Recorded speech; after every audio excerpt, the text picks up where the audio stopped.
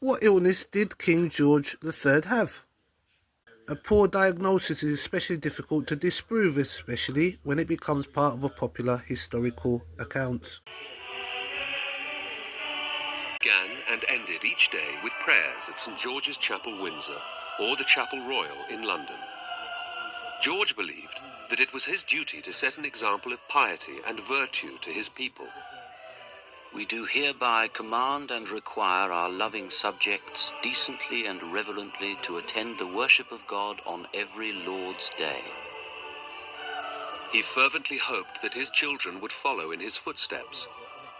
By 1781, George had been on the throne for nearly 20 years.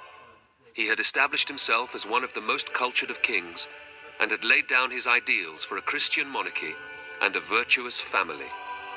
The eldest son, the Prince of Wales, was on a collision course with his father.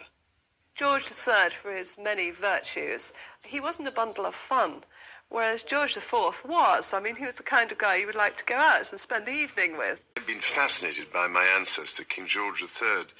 In fact, so fascinated that some 30 years ago, the author John Brooke asked me to write the foreword to his book on the King. George III led Great Britain through 60 years of enormous social upheaval, the Industrial Revolution, and the terrible hardships inflicted by war with Napoleon.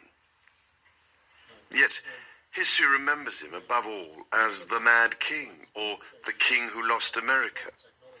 This is a travesty of his real-life story.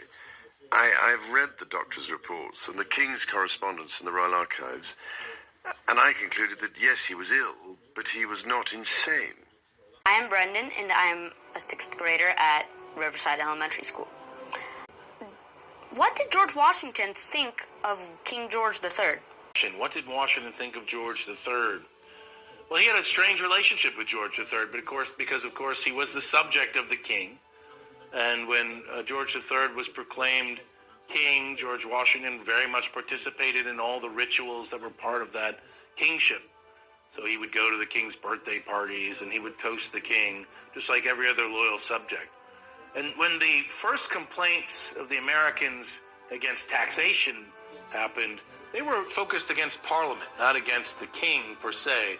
So the king doesn't become really an issue in the struggle for independence until they declare independence. It's in the Declaration of Independence that the king is portrayed as the great enemy of the American people, as what we would call a tyrant, that is, some king that's overstepped their legal bounds and starts to use arbitrary power. They